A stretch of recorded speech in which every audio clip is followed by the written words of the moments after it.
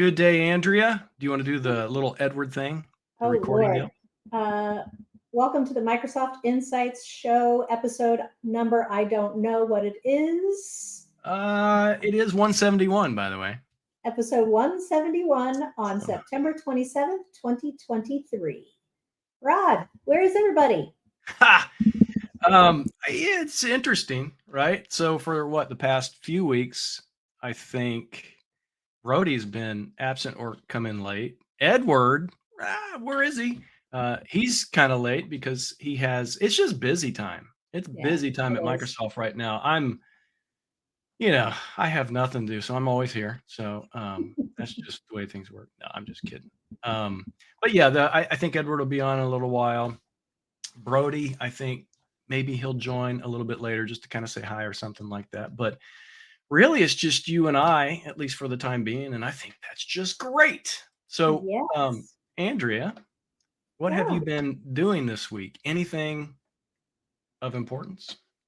Well, I did tell you, you're right. It's been so busy. I literally was in meetings from 8 to 5 yesterday. I was so tired of the sound of my own voice by 5 o'clock. But mostly, dealing with, Defender for Endpoint, Defender for Identity lately. Oh, really? Yeah. Mostly identity? You said endpoint and identity. Which one? Well, I will say Defender for Endpoint, I've had a couple of fun, probably not fun to the people experiencing the problems, but some fun problems to track down. Like one, I was literally just on a call with the customer, and about 2 weeks ago, they suddenly can't compile code on their build servers anymore. Huh. And they're convinced that it's Defender for Endpoint, which I don't think it is, but we're walking through all the steps to find out what the problem is and where it is. So just fun stuff like that. It would be interesting, yeah, if you finally figure out what it was, especially if it's not Defender for Endpoint.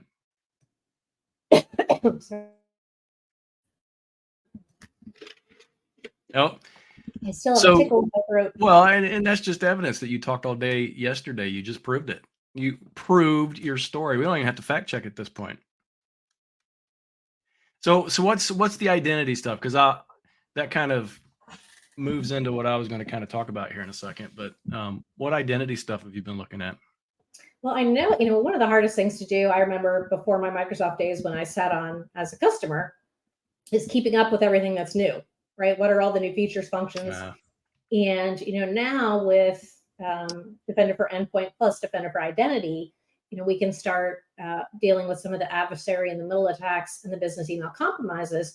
And, we have like a 99.99% confidence rate of, if we discover one of those types of attacks, we're, almost 100% sure it's real. And you can now disable a user based on that, right? If you find a particular user that's been compromised, we don't even need to have a admin disable that user.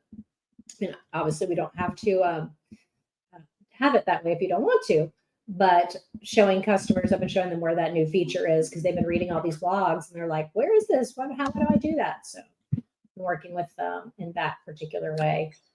Noodle, Yeah, super that fun. is interesting, right? So that is really, I think one of the most difficult things for our customers these days is literally trying to keep track of or figure out what we've released, when we've released it, why we released it. Because we tend to make big announcements, but it's like the little nuanced things. I don't think we have actually caught up with our accelerated development cycles as much as our engineers have. So yeah, trying to find that stuff. I mean, that's one of the primary reasons why the newsletters that I deliver every week, that's the reason why they exist, because it's just hard to keep up on that stuff. Sure. And I mentioned, so we had Merrill. You remember Merrill was on the show a couple weeks back. Does the intra stuff. He's an intra PM. He has an intra newsletter, right? So that kind of down the same vein as the identity stuff, not Defender for Identity, but intra, right? So all of the ID stuff. So what I've been doing for, oh my goodness, it's starting to drive me nuts. We have plenty of time. Microsoft Ignite, what is it? It's the 14th through the 17th of November, right? If I can catch that quick. Um, we're There's going to be a lot of security content. I've been working for like the past couple months on a pre-day workshop. We have a lot of really good content to provide hands-on labs for Sentinel. That's easy, right? Microsoft Defender for Cloud. That's easy. Even Purview is pretty easy, but Intra is the one thing that is actually more difficult to pull together hands-on labs for. So that's where I've been kind of noodling along, particularly this week. That's the last piece of this pre-day workshop that I can't seem to finish for whatever reason. But I'm still working on that. But um, I guess I could say it, but Microsoft Ignite, the in-person event, the in-person experience, sold out. I can't, It's I crazy. won't say how many actual attendees there are this year, but I think once the show's over and we kind of talk about how many were actually in attendance in Seattle this year, I think a lot of people are going to be super surprised.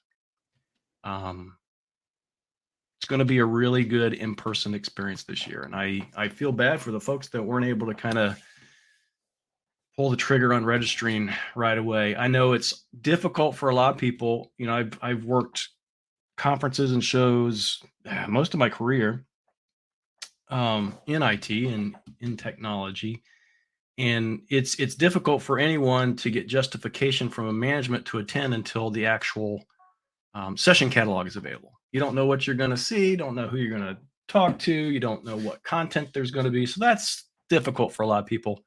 But this one's going to be super special and just the beginning of getting Ignite back to its pre-COVID glory. So it's going to be awesome. I know. I think people underestimated how interested people were in in-person events again.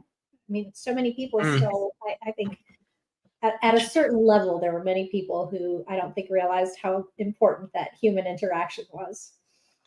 Well, there's nothing better, right? So it's really, easy to get on like a Teams call or do a webinar and talk to people, but you don't get to see that face-to-face interaction. And that's so super important to figure out if people are actually listening. And I have to be honest, over the COVID period and working remotely and things like that, and doing all these Teams meetings, these webinars and things like that, if I'm sitting there joining a meeting to listen to the content or just to be kind of a small part of it, yeah, I'm doing other things, and I For don't sure. really catch all of it. It's just an honest acclamation. But Yeah, for sure. and I don't know anybody that can really, unless you go back and who's going to go back and watch the replay of those meetings. Obviously, a lot of people watch the replay of our show, but that's Of course. that's a different type of person. So anyway, Well, good. Well, what have you been doing this week, Rod? you mean other than the Ignite stuff? Oh, Yeah, I should mention, since last week we spent the entire time as a casual event and talk about TV shows, I found out today that my favorite TV show, Curse of Oak Island, comes back November 7th. So I'm really looking forward to that. Right wow. Never before, even watched it. oh, really? It's super addictive. So don't start. How about that? Okay, fair enough. No, I just said that because I want to keep it to myself. You're the worst. Did you mentioned last week that you're going to go see a movie this past weekend? We did. My sister and I went to see The Expendables on Sunday. Each one of them, this is The Expendables 4. They get progressively worse for sure. Oh, really? But there was lots of punching, which is really what we're there for. So. Oh, yeah. Yeah. Punching's good. Yeah. There's a whole soapbox thing I can go on about that, but I won't. Maybe we'll save that for another time, because we are about 15 minutes after. I know we started late today, but we have something really super cool that I think everyone is waiting to see, or at least talk about. I've actually taken part in this a few times in helping test and things like this. One of the things I think that's really cool about what we're going to be talking about this evening or this afternoon or morning for whoever happens to be listening in, we do, among other places, we do also stream to Twitch, the live show and things like that. And if anyone is familiar with Twitch, the majority of things that get streamed on Twitch are games, right? So people are on there gaming, and people are just sitting there watching people game like it's real television or something, which is kind of interesting. Never got into it. Couldn't quite figure that out, but my kids like it. So I guess there has to be something to it. But what I'd like to do now is bring our guests on camera. And I wanted to do that because I saw Maria doing something else. I thought I would try to embarrass her. But so here we are. Here's our guest for this evening. Maria, Brian, would you like to introduce yourselves? You get to draw straws, figure out who goes first. Thank you. I like the pointing. Hey everybody, my name is Maria, and I am a part of skilling organization, a worldwide learning organization within Microsoft. So not directly connected to cybersecurity, but I think I already was in the show, Rod. I don't know which episode was that. Well, people may not recognize you without the Post-its on your back wall. Yes, that's right. That's right. I had Post-its. Yes, it was a whole topic about Post-its on the wall. But back then I was presenting on Cloud Games, and we were talking about Who Hacked. But today we're bringing you the newest game, which we worked with Minecraft Education, and we are very excited about it. But my role is connected primarily to skilling, to user experience, to skills taxonomy, and also I manage kind of how do we train people, how do we skill people through games. We did it with Cloud Games.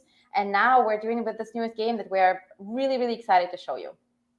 Yeah, I should have brought the Who Hacked board game and held it up to the camera tonight.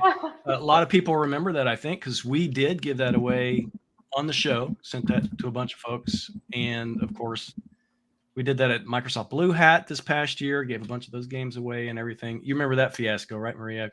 We had like hundreds of them on the dock, and we couldn't get rid of all of them. So. I know. We were kind of. It's always fun. You have something kind of like tangible that everybody likes, but then you have to ship this tangible thing, and you have to find the participants to ship it to, etc., and all the wonderful things about privacy. You cannot ask for addresses, and so all this fun stuff. Yeah, all the good stuff. Yeah. So Maria, you and I are old friends.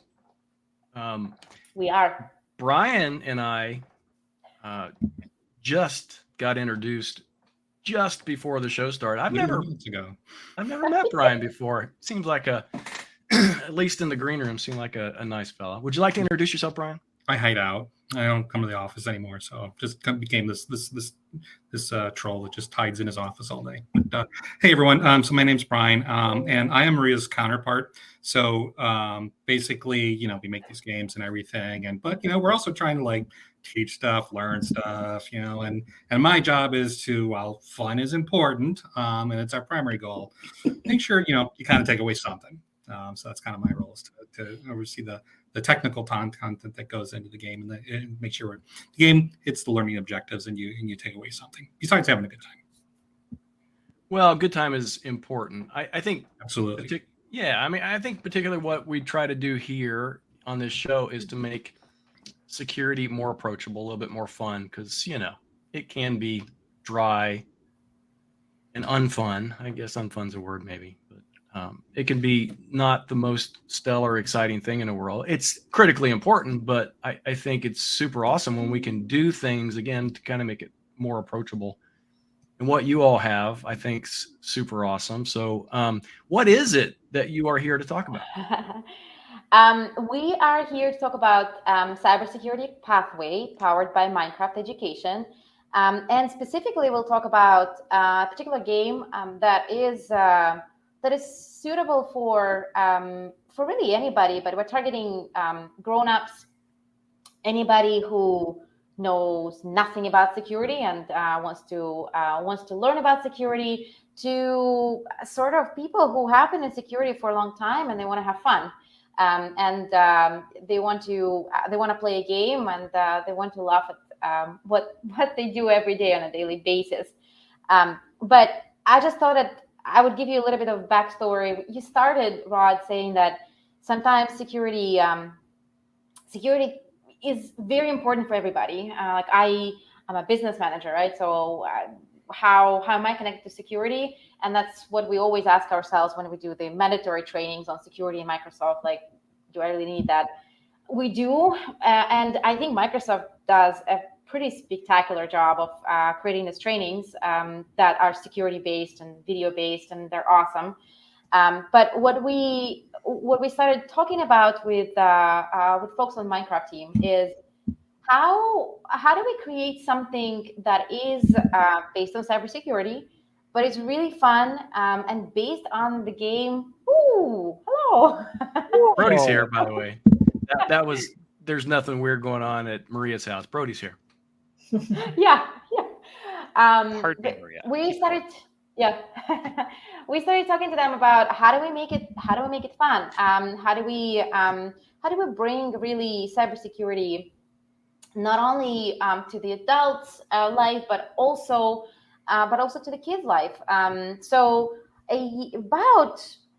Last summer, I got in touch with Minecraft folks, and we sort of crafted a plan, and we are targeting the October month, because it's Cybersecurity Awareness Month, to release a whole bunch of content that is going to go live next week. And we're about to talk about all of this content that's being released. So it's a little bit of a preview still, because it's we're not live yet, but that's what we're going to be showing you. And hopefully you'll see the game today, and the trailer, and all this fun stuff. Brian, what do you think? And this was sorry, I interject. And this was funny because you talked about doing that last summer. I think I remember you texting me a picture of you going in the Minecraft offices. And I'm like, what? And then I swear, I think it was during one of our shows that you texted that to me, because we did in March last year. We did the Women in Cybersecurity Month. Right, we had a bunch of folks. I think you actually texted that to me during the show, and I think I said something about it. So it's all recorded. It's all part of history. All part of history now. Yeah. No, Minecraft Office is pretty epic. They have a sweet deal with the office for sure. It's kind of a long way in the making, but I think the stars kind of aligned, because we wanted to produce content for obviously for adults. This is who we are working with. This is a skilling organization, right? But Minecraft got a grant from one of the universities in Florida, and they created a whole cybersecurity pathway from kindergarten, basically, all the way through professional learning, which is awesome. And especially for folks who are listening to us and who have kids, that's a great opportunity to connect with the young fellas and play together. All the content that is going to be released next week. Well, and I think here's an important thing, just to kind of highlight, which I think is important. We have this, and we're always kind of talking about this skills gap when it comes to security. And, there's this huge skills gap, whether it's diversity or types of people, or just literally nobody in that role to do it, right? The security job, starting at an early age like this, or at least giving early ages the tools to do that. I think it's pretty awesome. Yeah, agreed. Absolutely. So I'll hand it over to you, Brian. I keep jumping in. I apologize. Maybe it's because my window right now is right in the middle of you two. I'm like trying to keep you guys apart. Should we move you down, Rod? Or you? Yeah, maybe. Marie, did you have anything else to add? Did you want to introduce the game, or did you want to? Yeah, no. I will. I'll share my screen, and I'll share a couple of slides and specifically talk about why did we decide to go with Minecraft, and what we're trying to really achieve here. Let me just show you one slide here. Yeah. And Maria and Brian, will you do us a favor for the people who are listening only, and just try and narrate a little bit of what you're showing? Yeah, for sure. Treat it like a Twitch channel. Hey, I'm walking down the street, and yeah. All right, sounds good. Okay, share screen. I wonder which screen will be. All right, this one. Great. You can see how much of I'm a sharing- gamer I am. That was just like the most horrible gaming thing. We're going down the street. Okay, go ahead. Yeah, right. You're the oldest streamer I know. Yeah, right? You kids put down that block. Get off my virtual lawn. Yeah. All right. Stomping on the daisies. Nice one. That one's a nice one. Yeah. So Minecraft, I think everybody at least heard about Minecraft as a game. There are multiple versions of Minecraft, and we'll talk about Minecraft education today. But if you ever played like Minecraft using console, you played either Java edition or some other edition. We'll talk a little bit about education and why we went with education. But I would just wanted to start with kind of narrating why did we even go into Minecraft land and Minecraft world. Minecraft as a game is a 3D immersive world. So you really, as a learner, as a player, you are in that world, and if you are there, everything becomes really tangible. And we know that maybe not necessarily our generation, but the younger generation lives in gaming. They live in the world, they play in the world, and they live in that same world. So that's why it's really kind of important to talk about bridging those gaps that Rod, you were talking about. And really what we're targeting is, how do we make cybersecurity, how do we make coding really appealing for the students? For the teachers, how do the teachers teach this thing? How do business managers who are or like young adults who just starting their careers, how do we get them into cybersecurity? How do we get them interested? How do we get them motivated? How do we keep them going? And the whole thing about equity, it's all about, well, cybersecurity is not for me. I don't know if it's really sort of my thing to do. What we learned, I think Minecraft folks were doing this research. We interviewed a lot of people in Microsoft who actually ended up in cybersecurity, and the question was, well, how did you get started? What got you there? What got you into cybersecurity? And a lot of people said, oh, I just played this one game, or I just had this one experience with the educator. It was always kind of something that they would remember, and it's a positive, usually gaming experience that folks talk about. So it's a really cool moment for us to really kind of introduce people into this world and say, hey, this is fun, this is cool, this is what you want to be doing. And I just wanted to introduce this little guy in the middle of the slide. Is that me? Looks like a no, It's gray like Rod. yeah. So it's an agent. It lives in Minecraft education and usually introduces coding, but it's like a pretty important guy for Minecraft education. But just some numbers for Minecraft education. Minecraft education is a version of Minecraft game, specifically used for classrooms, specifically used for education, not only for young adults or younger folks, but also Minecraft is venturing out into enterprise skilling. So people train on all kinds of stuff with Minecraft. They train on leadership. They do recruitment. We actually in Microsoft we do recruitment through Minecraft, and it's astonishing to see the numbers of like 100 million downloads of education content and on Minecraft Marketplace. And when you look at the numbers like that, where you have millions of students who are participating in these activities, millions of people downloading, and just the reach of Minecraft, of gaming in particular, it's astonishing to see. So this is one of the reasons we went with Minecraft, because of the reach, because of the name, because of the brand. It's Microsoft. It's within the family. So it's we're demonstrating one Microsoft approach with all of the stuff that we are dealing with. What I also wanted to kind of walk you through is, all right. So this is the whole pathway. I'm just going to quickly show you that we do start early, from 7 years old, and the curriculum starts, and we end up in Cybersecurity Defender, and in the game that we're going to be demoing today. That's our adult audience. But if you look at, if you kind of look at the progression, you'll see that we actually touch really young folks, and we go to kind of to adults, right? And the maps and the world's games cover a lot of subject area on cybersecurity. Again, the crazy thing for us, and it's really important, is how do we make cybersecurity really, really, really cool for young folks and not so young folks with our map, and just get it exciting and get them excited about this.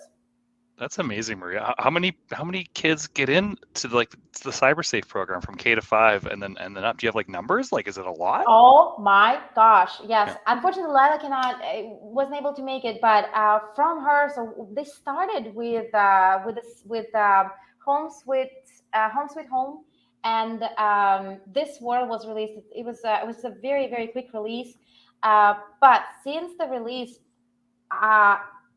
I might be wrong, but it might be better numbers right now. They've experienced 5 million downloads. It's amazing. So it's something that I mean, young people do enjoy, but this is an opportunity, I think, for folks who are listening to us. And again, you have kids.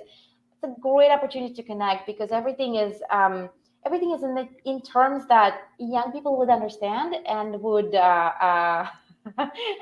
and would be able to relate to, and you would be able to sort of build like better together, sort of thing, to build this relationship within families. Really I'm sure you're going to cover this, but here's a question. I know it's going to be, everybody's going to ask this thing, and I've answered it a few times, but yeah, let's be definitive. How much does it cost? Can anyone get it? Apparently, this individual is K to 5, so. Yes. So anyone can get Minecraft education.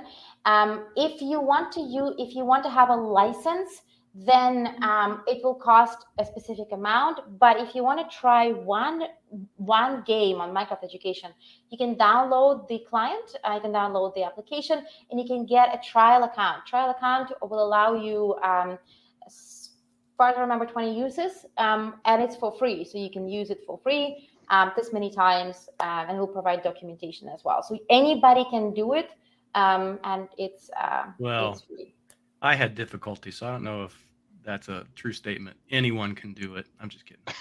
There's a maximum age, Todd. Yeah, I'm just not. There is a max age, I guess. Well, Is there an ARP version? AARP? I'm just kidding. Maria, just don't answer his questions if he gets to you. Sorry. Absolutely not. It does say 18 plus, but I mean, I think you need to know how to use a computer for the Cybersecurity Defender. Sorry. Oh, yeah. By the way, we so this is a funny story, by the way, about 18 plus. We were laughing about 2 weeks ago when Lila was like, we got to change to 16 plus, because everybody on the team is asking, wink, wink, 18 plus. What are you doing? What are you doing? What are you doing with this content? Yeah, what's in that game? Oh my goodness. You got naked zombies running around. No naked zombies. We'll show you the game. So no naked zombies. But the creepers are naked technically, right? The creepers don't really have clothes. That's true. That's true. They don't have they haven't developed the skills to make clothes in Minecraft. Yeah, but it's all pixelated out. So that's right, Brian. Yeah, it leaves a lot to the imagination. Yeah, that's right. For that.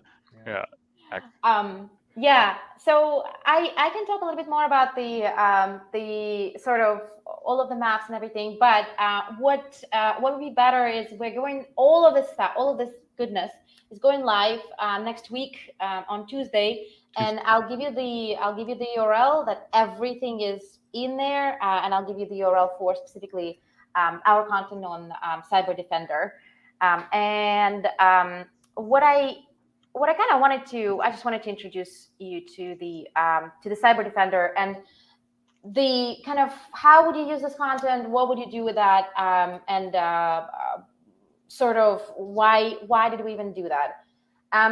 When we started kind of developing CyberDefender, we really were focused on producing something for beginners in cybersecurity. But I kept saying that I want to produce something like a good Disney movie. And a good Disney movie is like, it's for kids, but also adults love it because some jokes are for adults who understand. So it's a little bit like, yes, it is for beginners, but if you're a pro and you already know everything, of course, it's just fun to join in. And really, it's for variety of usage. It's for you're a professor at university and you were thinking about onboarding for students, so you're thinking about enrolling more students into cybersecurity classes. That's a great first piece that you can kind of present to them. Or you are running your cybersecurity event and you want to have fun. Use it for cybersecurity event for the awareness month of October or any other time, and use it for Q&A, etc. It's just a fun time, fun thing to get into. And this is a tower defense game. If you ever played Plants vs. Zombies, a quick show of hands. Have you heard of Plants vs. Zombies? Nice. I've played it. I've watched my kids too. Okay, I have to admit I have watched them play. It's a similar concept. It's a very similar concept to what we're doing, but with a twist. And I'm sure Brian will let us know. Will show us the game and will show us around in the game. And there's a lot of quirks and interesting things that I think were very cool to show off. But what we wanted to share with you also is the trailer, so you can actually understand what the game is about, and then we can jump into the game. I hope you will hear the sound. It should. If not, we'll hum. Okay. All right, let's try. All right. Or I could go into announcer voice and try to narrate it. Love that, Brian. You don't want me doing that. No. All right. Imagine a world. Imagine a world. All right. Also, yes, share. Okay. All right. Oh, let me pop it back up here. Let's see. Mute screen audio. No, it's going to have the audio too. You ready? Yes. It's going to be great. Here we go. In the digital world, there's always a cyber threat headed your way. Could you have a career protecting others online? Minecraft Education is excited to announce CyberDefender. In this tower defense style game, waves of hostile mobs represent cyber attacks. Use gates and towers to protect your base. Let your friends in, but keep attackers out. Replay levels to try out different defense strategies and earn as many diamonds as possible. As you play, you'll gain valuable insights into real-world threats and discover new possibilities for a career in cybersecurity. Play CyberDefender for Minecraft Education today.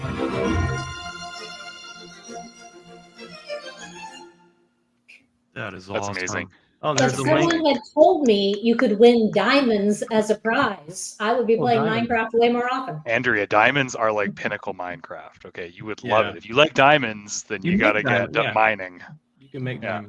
diamonds. I should note for those that were watching, just in case, no animals were harmed in the making of the trailer. No Right. horses were disappeared, and no rhinos were. Yeah. Thank you, Yes. Rob. We were concerned. Thank you for this. I want to play this. I want to tell everybody about this. I'm gonna volunteer at B-Sides So Calgary. aka.ms/CyberDefender.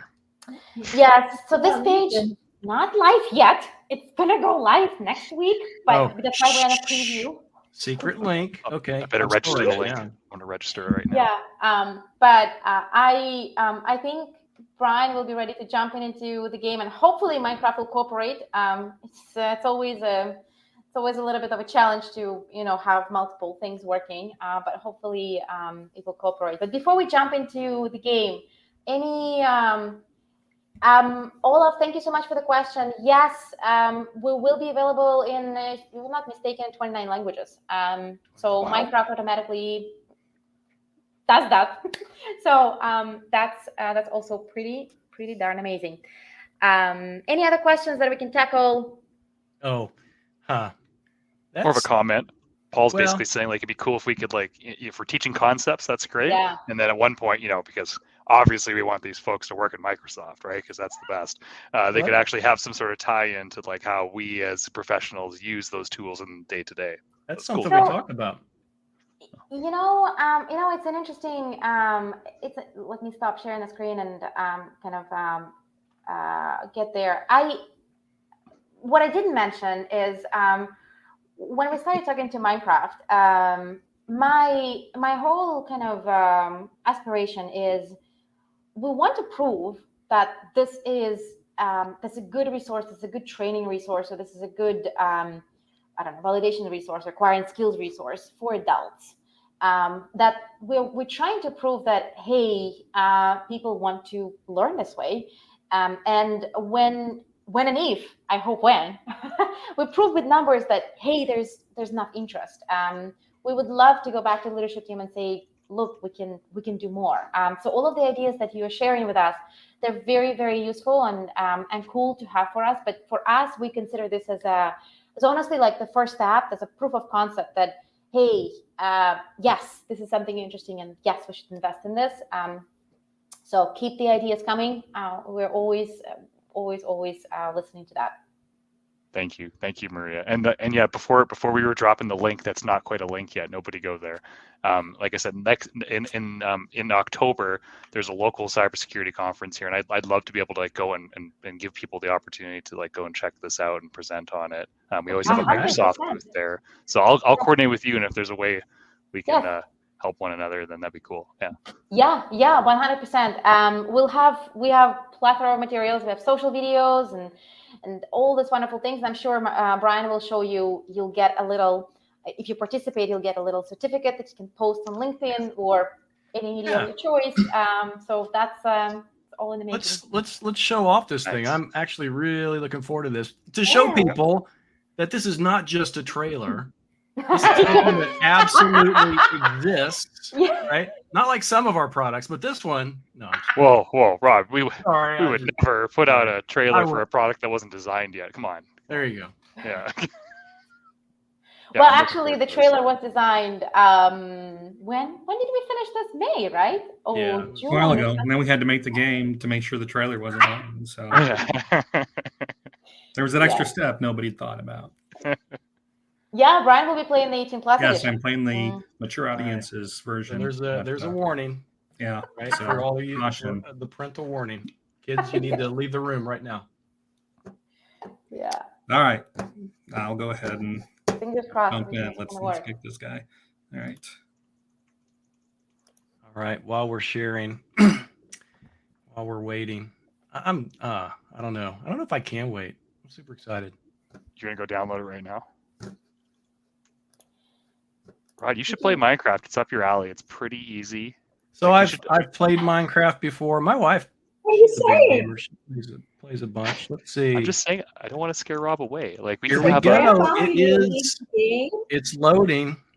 We're at 64% for those that are just listening in and not watching. I promise, if you're just listening in, you need to go to the podcast page and watch the replay. Yes, this will be tough to describe everything that's going on the screen. Don't worry, I'm playing the game.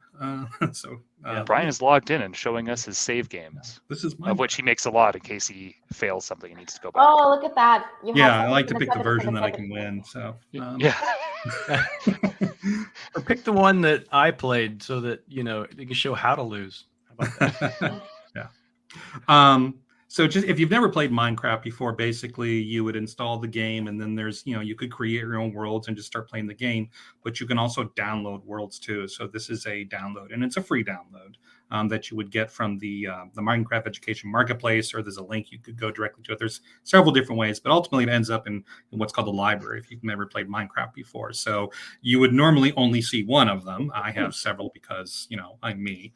But here, something you would see would probably look more like this. And so we'd go ahead and we'd launch that world, and give it a second here on my poor little not designed for a game laptop. So that's a good question. What devices does it work on? All Minecraft enabled, or Yeah, I mean, Minecraft's a pretty low resource game, so it will play fine. It takes longer to load just because A, I have 27 things running, and B, it's just, like I say, it's not designed. It's a business laptop, not a gaming laptop, but it does play on a wide variety of different. It's not a really heavy resource compared to all the other games that are out there, like Flight Simulator or Call of Duty or something. You don't need that big of a gaming system, but just something with decent graphics. Well, while we're Edward's here, by the way. Just to let you know. Hey, Edward. We're about to play Minecraft. Edward, you ever played Minecraft? I know. Not in a long time. Oh man, I'm with a bunch of boomers. Okay, you three, we're gonna get you on Minecraft. We're gonna have an MSI. We're gonna have an MSI Minecraft.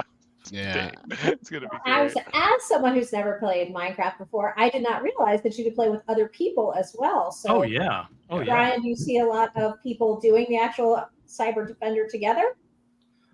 So it's not designed to be a multiplayer game. That is a possibility. That's not what we intended in this particular game. But yeah, Minecraft can be played multiplayer. This one really wouldn't work out like that because it's just not designed to be that.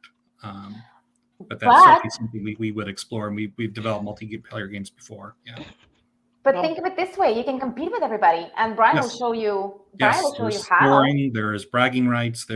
You can definitely sort of play together. Just not in the same world is basically what we had kind of designed. So I'm going to jump into the game here, and the first thing it is so if you've never played Minecraft before, we do have a tutorial for how to play Minecraft, which is basically also a tutorial for if you've never really played like a first-person view game before, where you use the WASD keys to move around in the world, use the mouse to click things. So we're going to open up to as many people as possible to play it. So if you've really never played a game like this before, there is a tutorial here. I'm going to skip that just in the interest of time. So we're going to go directly to the game. He's very experienced. Brian knows what he's number doing here. Number of worlds. Yeah. I figure there's more people probably familiar than ones that aren't, but it's there. If you're like, oh no, I've never played Minecraft before, we've got a tutorial there to help you get started. So here we're in kind of the hub or the library. The lobby, and we have a couple different places that we can go. There's 3 different versions of the game that you can play. And you can see here, if you read the signs on the wall, it'll say it's a 50 minutes. So this is the short version, which is kind of for beginners, or just 50 minutes, something might be delivered, like if you're delivering a classroom and you don't have a lot of time and you just want to do a quick game, you can do that. You can do the full first beginner level game, which that takes about 45 minutes to play.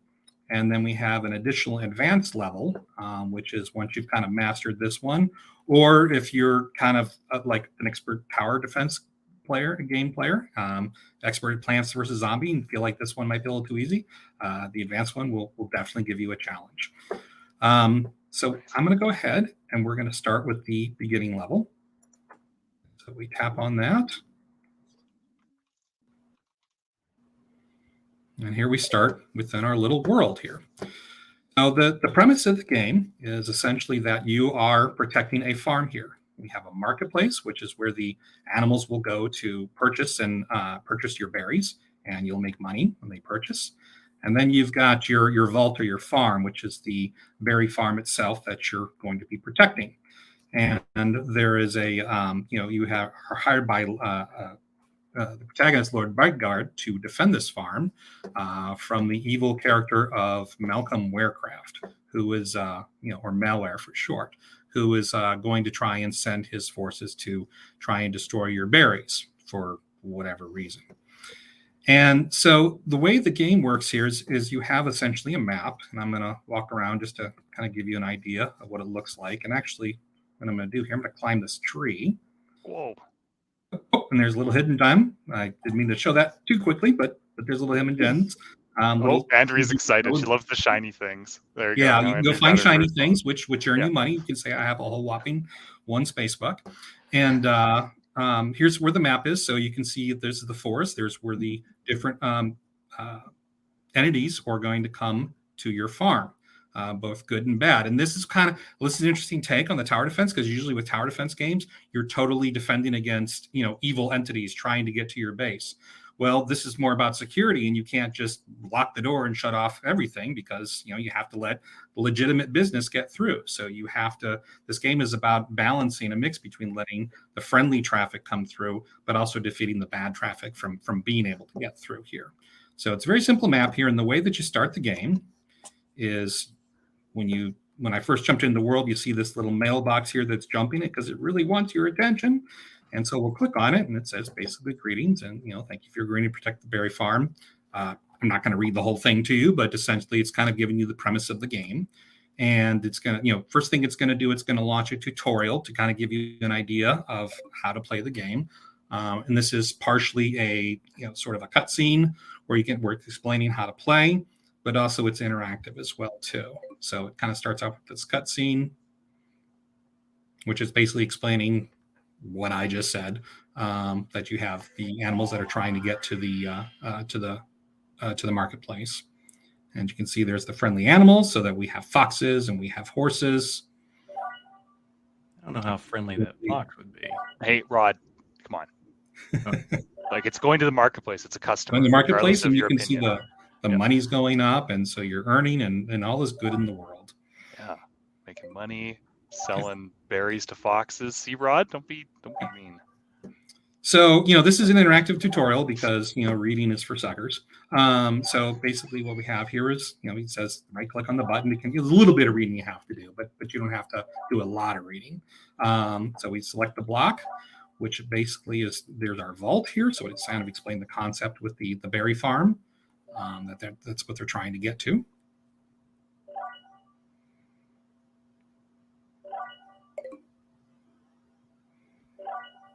Oh, This is explaining the evil Malcolm Weircraft. It's going to start sending evil zoglins from the woods. So, and it's explained that basically what you need to do is defend your farm against these. So what's telling me here to do is that I need to place a skeleton tower on the gold block. So if you look down at the bottom on my toolbar, you'll have a little, where you can choose your basically different defenses. So you start off with just one at the start of the game. So I'm going to go ahead and place a skeleton there. nice. And I'll place another one here. And now it's showing that here's those evil zoglins. Nice. That's what I'm coming talking through. about. Action. And the skeleton towers are going through. 2 antiviruses better than 1. Exactly. No. That's exactly how it works. That's Defender for Defender. Hey, Rod. And as you can see, so it's got One got most of them, through. but it's actually gotten some go through. So Oh, it's no. basically, and it's, you hear a little alert. So if I cross this red line here, now I have my trusty little sword. As you can see here, if I don't do anything, he's going to start just eating these berries one by one. So right. you go up to him and you give him a little whack. Yeah. And eventually you get him. Is this you threat hunting? So this is kind of the one stuff has gotten in. This is sort of representing what happens when something goes in, and the sort of the manual effort. So this is something you want to avoid, because and this is one of the concepts this is trying to teach you is the object is not to defeat the stuff once it's in your base. The object is to keep the stuff from getting your base in the first place. Because Absolutely. when you have an attack that gets through, the boss is not going to pat you on the back because you eventually defeated the attack. They're going to be, the first question is going to be like, what happened? What went wrong? Right. So and then your that's- evenings and weekends are compromised. Never mind your Exactly, organization. yes. Yeah. Well, Yes. sometimes you have to let a few through so your boss knows you actually do work. One could make an argument for that. I think somebody mentioned earlier that security is definitely a thankless job. Yeah. So it's kind of showing you how to play the game here, and of course That's none of this awesome. mattered because it was just the tutorials. So we teleport back in, and now we're back at our mailbox, and it's telling us that now the game's going to start. Animals will be arriving soon, and it's telling us that basically I have to make sure that a skeleton antivirus tower is placed. So one of the things you'll notice here is a lot of the names of the objects sort of have their analog attached to it. So the skeleton tower is representing what an antivirus solution might look like. So I'll click next. It's basically explaining that you earn coins as they get through, but you can use those coins to buy more defenses. So I might want to wait because I want to play my defenses first before things start going. So I'll put a skeleton tower right there to start. And I've decided that's, I don't have a lot of money to start with, so I'll just start with the 1, and I'll go ahead and start the level. And now we begin with wave 1. This is real. I'll kind of run forward to show you what's happening. So as you can see, the animals and the attacks are already starting to come through. And we've got a time limit. So that simulates real life too. Boss breathing down your neck. Right away. Yeah. So what are those things? Are those rhinos? They look like rhinos, but they're zoglins. Yeah. So all of these games are entities that exist within Minecraft. So okay. So what's the significance of the fox? They're friendly. Good guys. They're good guys. Yeah. So They're your customers. foxes and your horses are your customers, essentially. Yes, exactly. They're your customers, and they need to get through to your farm to do business. And that earns you money. As you can see, my money is going up. You can also see my score is going up too. So every time my tower defeats one of these zoglins, I get a score on the right. So is there a running tally? There's like a whole list of who does the best and gets the biggest scores? Because worldwide? What my thing is, what if the fox is impersonating and then he's in my hen house? Maybe that might happen. I don't know. The fox does impersonate. I don't know. Does that happen in security? I have no idea. You'll have to play the game to find out, Edward. Can't do all the spoilers here today. Yeah. I'm as I'm getting older, I'm actually turning more into a gamer. I don't like first-person shooters, but I like strategy and role playing. This is actually pretty cool. And while it feels like a first-person shooter, again, the goal is to strategically place your defenses so that nothing does get through. The sword is a last ditch, that's kind of when stuff gets through. So the object of the game is to not let stuff get through, because once it's in there, you can defeat it. But one of the mechanics of the game is you don't earn score for defeating any attacks that get through. So once they're in your base and they're there, you can defeat them, but you get no score. So that's the object. That's how you get the best score. The better you are at placing your defenses and not letting stuff get through, the higher your score goes up. So here's my lingering question. Sure. I'm not above cheating. Is there God mode? Yeah, I'm sure. Yeah, you can. Right. There's various different ways. Yeah, we did. Yeah, you can certainly switch to creative mode. Yeah. I would say that I love strategy in video games. You should make something like you get a secret power up and you get to talk to the Oracle, who is Andrea. Like, hey, I don't know what to do, and then next thing you know, Andrea comes up and say, hey, this is what you should do, and we should have a multi. I know you say it's not multiplayer. Did I hear Maria correctly when she said, "Oh yeah, we're going to make a multiplayer version for Microsoft Security Insight podcast, so we can have, we can have a big old contest and give out prizes." As long as you give her a charge code, they can do whatever you want, Edward. Yeah. Oh, is that how it works? Yeah. That's pretty awesome. This is awesome. Yeah, it is. God, man, we had one, and we can have everybody on the show just play. Yeah, and you can share your score. Yeah, you can play and share your score. And Did you see on the screen? Brian was. I don't know if you caught it, but Brian was showing on his screen the little mail that you receive, and you saw like, okay, he has 46 coins and his score is 48, and it says in there like maximum score, maximum number of points you could get is blah for this wave. So you potentially can do better if you didn't do better this time. So he lost one. So Brian, you lost a cherry. Come on, Brian. I did. I was letting one get through to kind of show you what that looked like, and basically so. But the time also ran out at the same time. But if I defeated him, I would not have earned score. So right now, ultimately, I have not many. I'm now down, and I now no longer have a perfect score for that particular wave. Yeah, if we had multiple player version, I'd definitely have Brian on my team. So Brian, did the inspiration come from you? This looks like a game that used to be on mobile called Tower Defense or Dungeon Defense when they were just coming waves. There's hundreds of tower defense games out there. Yeah, that's what it looks like. I love those. Yep. Me too.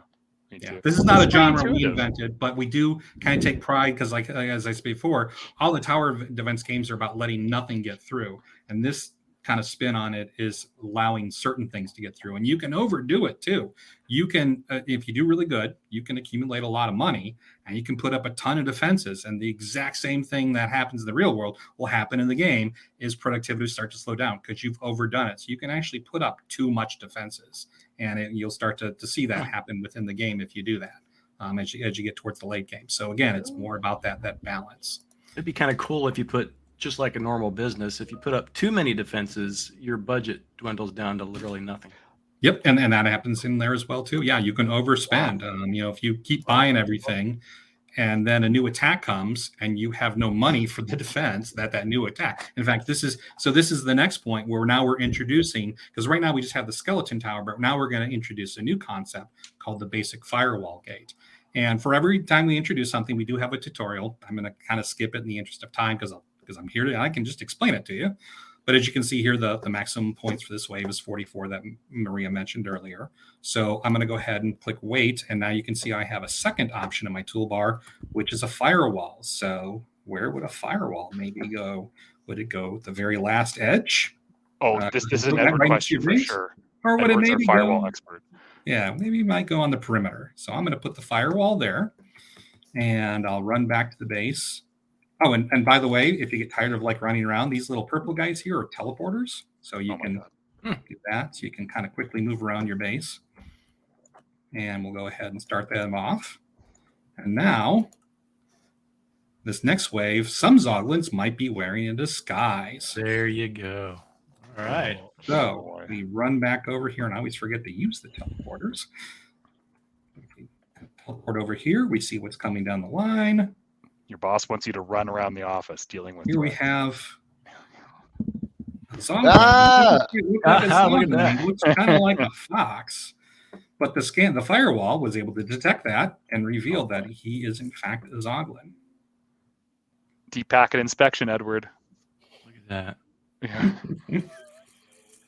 So here's a couple other ones. They're foxes but they're wearing Zoglin masks. And that one got right away. So sometimes the firewall can get it right away. It says, I'm going to block that traffic. Sometimes it might just reveal that. And obviously, we've taken some liberties here. This is a game. So, of course, obviously, the firewall doesn't necessarily behave exactly like what's happening here. And you kind of mentioned this at the start of the game, is that, we've taken some liberties here to make it gameplay and to make it interesting and make it fun. So, do not walk away and thinking that, the intention is not for a player to walk away thinking that firewalls block Zoglins 10% of the time and scan 90% of the time, or whatever the result is. That's real world. Exactly. Yeah. And sometimes they get through. Like I got a couple of Zoglins here, and they actually did just get through. And so I need to run there because I was chatting instead of paying attention to what was going on. And now I have Zoglins in the base. Oh no. I'm gonna ask a novice Minecraft non-active person. Does this run natively on Xbox? No, but we're trying to make it happen. We can't make any promises, but we would love to get it on Xbox. So far it's on. And this is actually. I want to show the certificate, but this is the certificate that you get of participation. I can get back to that, yeah. But not yet on Xbox. Let's put it this way. So I just I have the that Logitech G Cloud mobile thing, just so people know. I have downloaded to that, and I can play it on that. So any Android device, you can download and play it on the Minecraft version. And if you want to cast it to your TV from an Android tablet or something, you can do that. Very cool. I'll give it some cycles. I'm playing more games because real television, real life is depressing. And I'd rather do that. So make your own story. Yeah. Make your own story. No. This is pretty cool right here. I'm gonna go back and actually watch my own show since I was late. There you go. But this is cool. So what I'm doing here is I'm skipping ahead because obviously, eventually the game does introduce more things, and instead of watching me play for the next 10 or 15 minutes to get there, I'm gonna have a save game in place here where I'll show you what it looks like a little bit further ahead into the game. But for some reason when I share my screen, actually at an hour. Takes a second, yeah. What was that? Sorry. I said we're hitting an hour, so which is our Oh. usual time to wrap up. But Oh, okay. happy to Sorry. keep going. No. It's been honestly super fun, and I'm happy to keep going. I just want to do a time check, make sure everybody doesn't have anywhere they need to be. Yeah, actually, I just wanted to kind of show what it looks like a little bit later in the game, just to give an example. So, with this point where we're a few more waves ahead, we have additional gates that have been set up, and they all have different properties. Like one's a firewall, one's a scanner, one is represents identity detection. As the red gate, we have this antivirus gate, we have an advanced antivirus gate, but then we have various different towers that will eventually unlock. This is a DDoS direct denial of service diversion, because we have denial of service attacks as well too, in the form of bees. So there's different defenses, and the strategy here is to kind of look and see what are the things that are coming down and determine what is the best, what's the best defense, where's the best point to place it, and how many should I have? How many firewall gates should I have? How many IDS gates should I have? As you play the game, additional defenses become open to you, additional attacks come through. Like I think right here we have the slimes are coming. So now we have the slime, which is the analog for that is a worm virus, because the slime in Minecraft, once it gets to a certain point, then it will actually split and do multiple attacks, just like a worm virus does. So we start that wave off. Yeah, I just wanted to say, as we're kind of wrapping up and showing you the level, I think there's a lot of, it was a labor of love, and Brian and the team, countless hours were spent on how do we align the Minecraft entities to the actual attacks, like how the behavior of the entities aligned to behavior of the viruses, and behavior of the towers aligned to the actual antivirus stuff. I think there's a lot of fun, especially for people who love Minecraft and who know how different characters behave. That's a very neat feature. So there's all the library. And just the last thing I want to show off is, we do want you to take away some. We do want you to take away some learning stuff. So we have this library that you can go to at any time. And this kind of explains what each attack is, what it represents, what the analog to it is. So we have that for each defense, each attack, each tower. So there is some things you can take away. We kind of designed this game to have fun and accidentally learn something while you're at it. It's kind of well, it looks like we're going to have to do an AI threat thing here shortly. So tower defense, maybe, since everything's AI these days. Who knows? Yeah. Yep. Well, that is super. There's a certificate. certificate. Let's see what that looks like. Again, for those that are just listening, it's not quite live yet, but episode, eventually. Oh, it's not there. All right. For those that are just listening to the episode, please absolutely come back and watch this on the podcast page, because this is some cool stuff. And unless you watch it, I mean, you're already going to want to play this thing, but once you watch it, you're going to be hooked, I think. So. Yeah, let us know. We can share these links with the folks. It's aka.ms/CyberDefender, and really this is the page where everything will be on the game, the explanations, we have Microsoft Learn modules as well together for this game. So there's a lot of goodness there.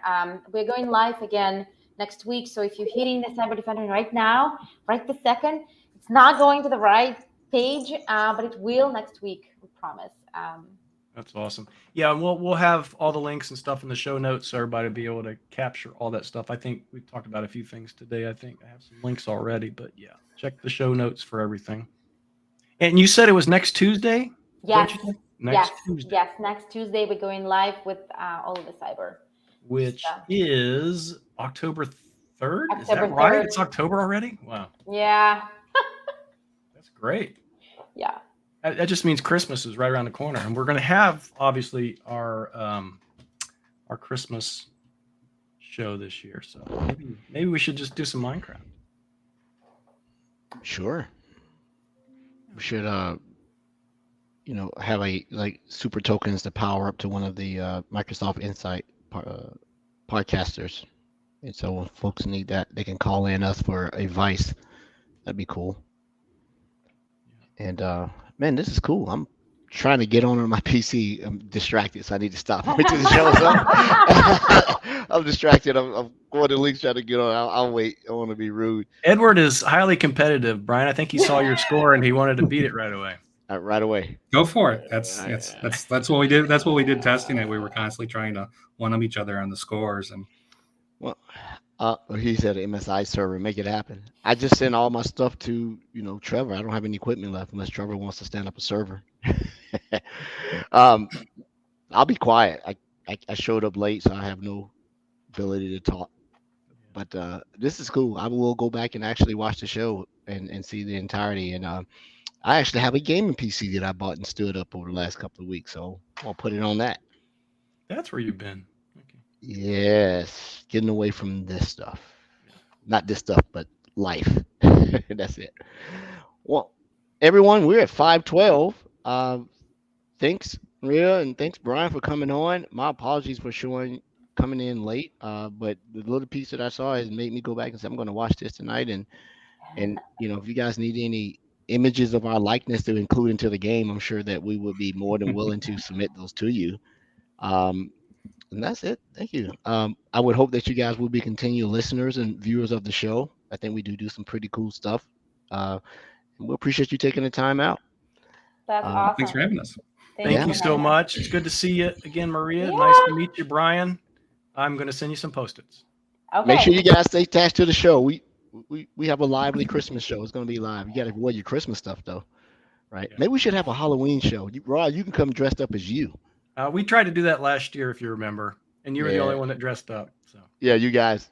I got punked last year. I got catfish last year. So we actually are supposed to have a dance off. Maria Thompson's supposed to come back for the Christmas show. Oh, nice. Wow. Nice. Well, everyone, thank you for watching, listening to the Microsoft Security Insight podcast. Thanks to Maria and Brian for coming on and talking about cool things you can gamify and make any subject fun to do. And we're looking forward to our listeners and viewers and supporters coming on next week. And Awesome. All right. Have a great time. Talk to you all next week. Thank you. Live long and prosper. Thank you.